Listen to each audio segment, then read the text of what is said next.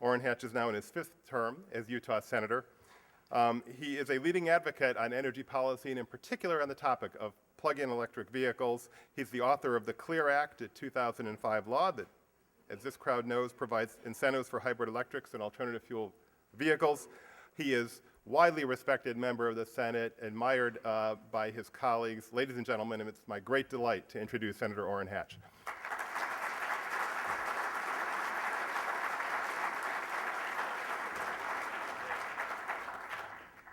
This is a great honor for me to be here with you today. This is, you folks are at the cutting edge of some of the most important technology in our country's history.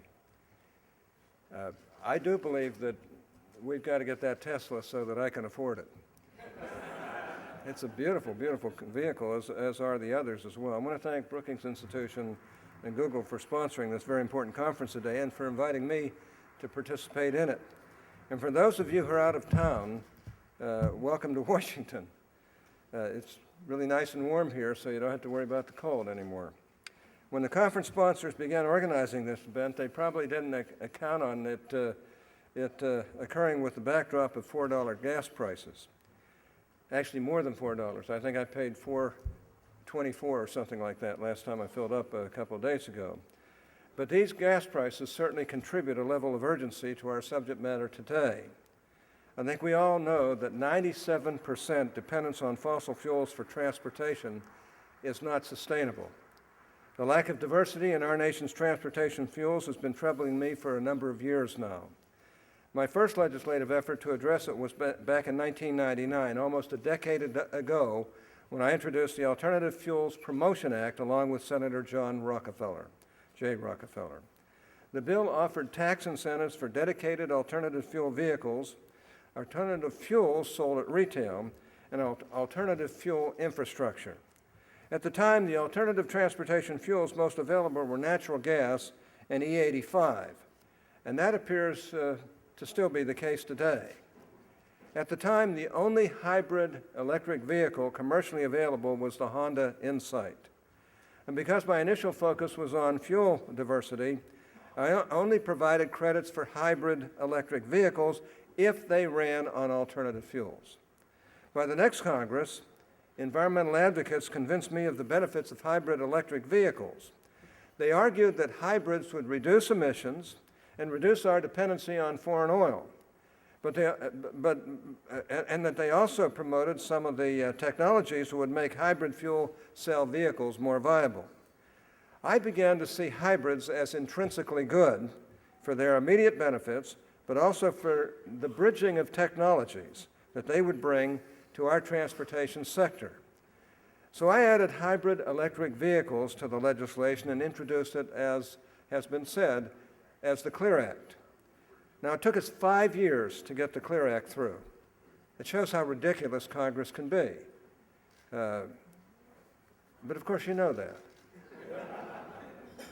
Well, CLEAR stands for Clean, Efficient Automobiles Resulting from Advanced Car Technologies. Now, I certainly didn't do it alone. Senators Rockefeller, Jeffords, and Kerry were among very early and strong co-sponsors.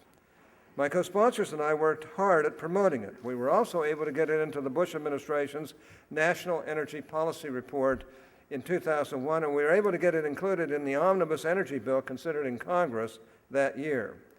The Omnibus didn't pass, but we got it in the Energy Bill the next Congress, and then the next Congress after that, until finally the CLEAR Act credits for vehicles and infrastructure passed as part of the Energy Policy Act of 2005. And the fuel credit passed in that year's transportation bill. I was on both conferences. From the beginning, I attempted to align the CLEAR Act with certain key principles. First, I chose market incentives over mandates. I believe that the success or failure of alternative fuels and technologies is best decided by the free market, and so I focused these incentives on the market, which I consider the most powerful engine in this country.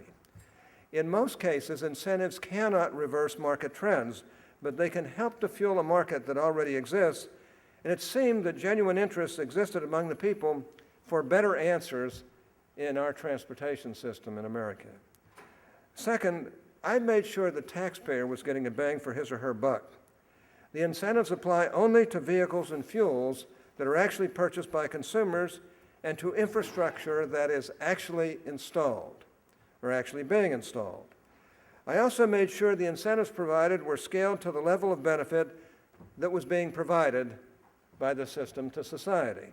For instance, hybrid vehicles using the most and best technologies receive proportionately larger incentives under the CLEAR Act. Finally, I wanted to solve the chicken and egg problem with regard to attacking the market obstacles to alternative vehicles and fuels. For that reason, I made sure to cover the three legs of the stool: vehicles, fuels, and infrastructure all at once. Now, I believe the CLEAR Act has been a big success, and I think most everybody else does too who knows anything about it. Already, the move toward hybrid electric vehicles has helped to reduce the demand for liquid fuel in this country. Today, there are dozens of models of hybrids from which consumers can choose. And we're already seeing mass production of hybrids, which was a central goal of the Act.